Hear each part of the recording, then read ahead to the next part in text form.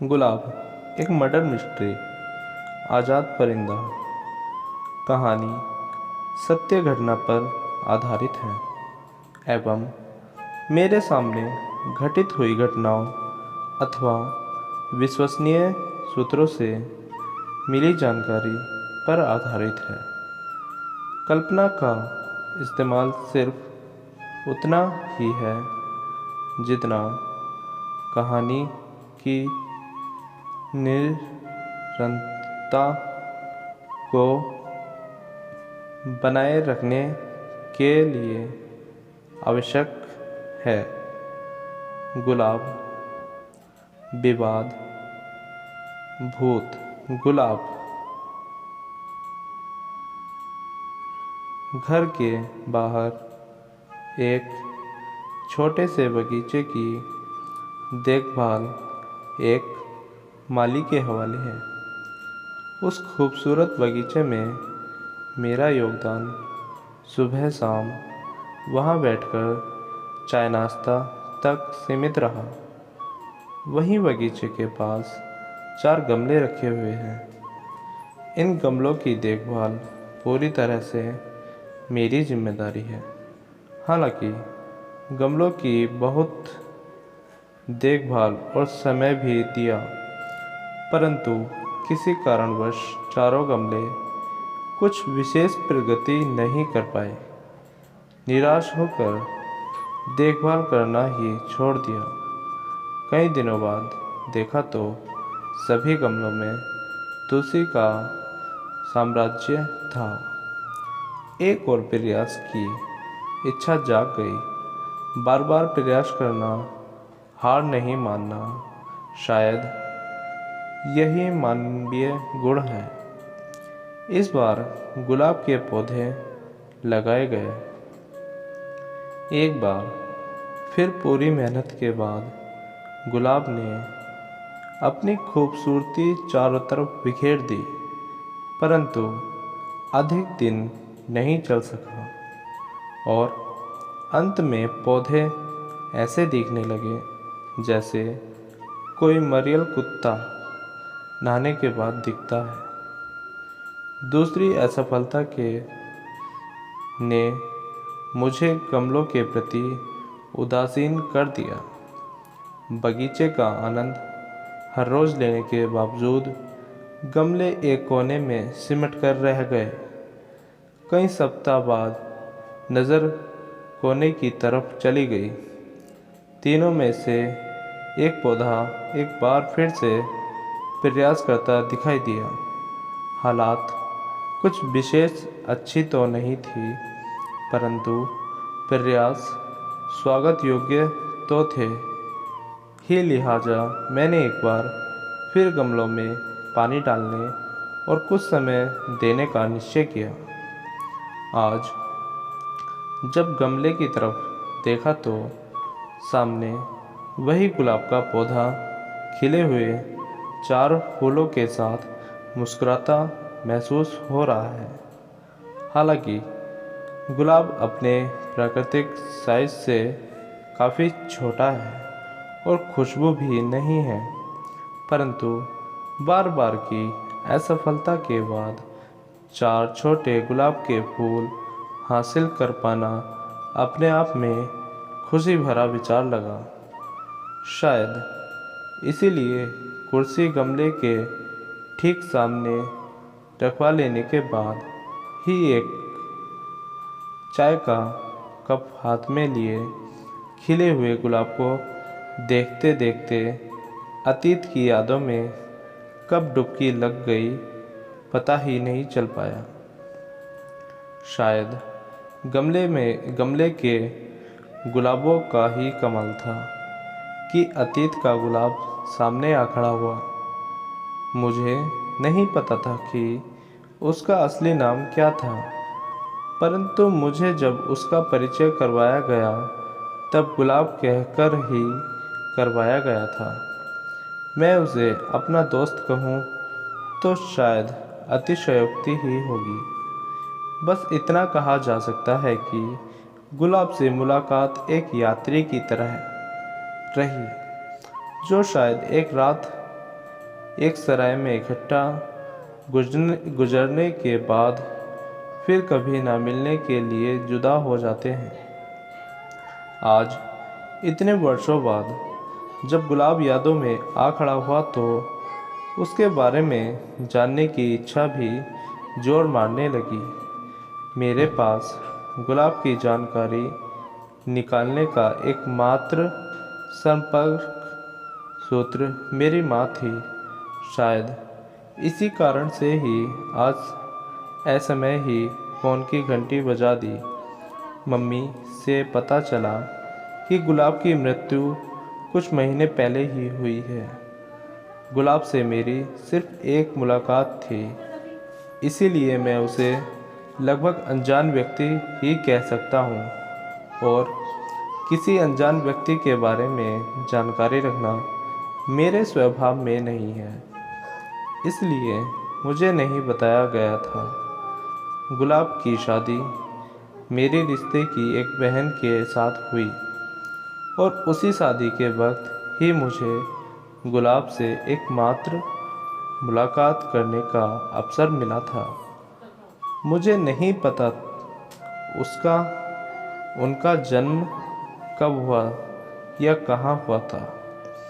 बस इतना ज्ञात है कि उनका जन्म किसी ग्रामीण इलाके में हुआ और वहाँ पर उनका बचपन गुजरा। उनका नाम गुलाब किसने रखा यह भी अज्ञात है, परंतु उसकी खूबसूरती को देखने के बाद यह अनुमान सहज ही लगाया जा सकता है कि आखिर गुलाब ही क्यों रखा गया। मेरी जिस बहन से गुलाब की शादी हुई वो लगभग मेरी हम उम्र ही है। वैसे मैं यह दावा तो नहीं कर सकता कि हम इकट्ठे खेलते हुए बड़े हुए, परंतु फिर भी गर्मियों की छुट्टियों में अक्सर मुलाकात होती रहती थी। उस बहन के विषय में यह कई बार सुनने को मिला कि उसका दिमाग थोड़ा सा कम विकसित है। उस वक्त मेरी उम्र इस योग्य नहीं थी कि पूरी बात समझ में आती। वक्त गुजरता गया और धीरे धीरे सब अपने अपने रास्ते पर आगे बढ़ गए। अब यदा कदा मुलाकात हो जाती तो वो भी बस हाय हेलो तक ही सीमित थी। अंदर खाते अभी भी सुनने में अभी भी यही आता कि लड़की थोड़ी कम अक्ल है, परंतु ना तो मैंने कभी विस्तार में जानने का प्रयास किया और ना ही इतना वक्त था। फिर एक दिन उसी बहन की शादी का कार्ड आ गया। तब मम्मी और डैडी शादी से 1 या 2 दिन पहले ही चले गए और मैं भी पहुंचा, परंतु शादी के दिन ही, और यही वो जगह और दिन था जब गुलाब से पहली और आखिरी बार मुलाकात हुई। एक मुलाकात में किसी को अधिक जान पाना संभव नहीं, परंतु जितना जान पाना संभव था उतना तो जाना ही। बहन के विषय में भी कुछ अधिक जानकारी हासिल हुई।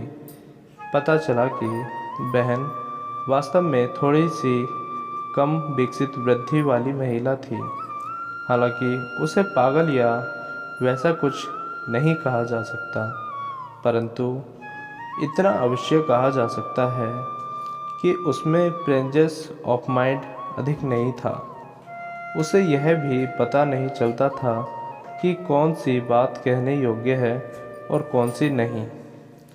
गुलाब मुझे एक होनहार युवक जो शराब जुआ या किसी अन्य व्यसन से बहुत दूर लगा ग्रामीण पृष्ठभूमि से आया। गुलाब और उसका परिवार बहुत ही साधारण हैसियत का समझदार परिवार था। इसके विपरीत बहन का परिवार अपने आप में अमीर परिवार कहा जा सकता था। सभी रिश्तेदारों में बहन का परिवार सबसे अमीर था। जिस वक्त अधिकांश लोग साइकिल की यात्रा करते थे या बहुत हुआ तो स्कूटर या मोटरसाइकिल ले लिए। उस ज़माने में मौसा के पास जीप हुआ करती थी। गुलाब का जीवन स्तर और मौसा का जीवन स्तर कहीं भी एक समान नहीं था। सोचने से समझ आ सकता था कि आखिर क्यों मौसा मौसी ने अपने लेवल के निचले लेवल के गुलाब और उसके परिवार से संबंध जोड़े। परंतु उस वक्त ना तो इतना सोचने की क्षमता थी और शायद ज़रूरत भी नहीं। आज इतने वर्ष गुजर जाने के पश्चात यह एहसास शिद्दत से महसूस होता है कि शादी की जब बात हो और लड़के और लड़की का परिवार हैसियत के हिसाब से एक समान नहीं हो तो जांच पड़ताल बहुत बारीकी से की जानी चाहिए, अन्यथा जीवन भर पछताने के अलावा कुछ किया जाना शायद संभव नहीं हो। गुलाब अपने तीनों भाइयों और पिता के साथ एक वर्कशॉप पर काम करता था। उसका परिवार संयुक्त परिवार कहा जा सकता था। परिवार में 3 भाई और उनकी पत्नियों के अलावा माँ बाप थे। बहनों की शादी पहले ही हो चुकी थी। जीवन यापन के लिए वर्कशॉप का काम करता था। इसके अलावा बहुत थोड़ी सी ज़मीन भी थी। ज़मीन पर चारों भाई मिलकर खेती कर लिया करते और खाने योग्य अनाज और सब्ज़ी वगैरह उगा लिया करते। गांव में बना हुआ एक मकान भी था जहां पूरा परिवार रहता था। शायद पशुपालन भी करते हो, परंतु मुझे जानकारी नहीं है। जैसे जैसे मेरा रिटायरमेंट नज़दीक आ रहा है। अरे भाई, उम्र के हिसाब से नहीं, इच्छा के हिसाब से तो मैं प्रयासरत हूँ एक ऐसा मकान बनाने के लिए जिसमें रहने के अलावा कुछ सब्जी, गाय आदि का इंतज़ाम भी किया जा सके। तो मैं शायद यूँ कहूँगा कि गुलाब कुछ वैसी ही ज़िंदगी जी रहा था जो मैं आज जीना चाहता हूँ। गुलाब की शादी अच्छी तरह से निपट गई और सभी मेहमान अपने अपने घरों को चले गए। मैं भी अपने घर पर आ गया। उसके बाद मेरा उस बहन से संपर्क लगभग ख़त्म सा ही हो गया और गुलाब से मुलाकात भी नहीं हुई।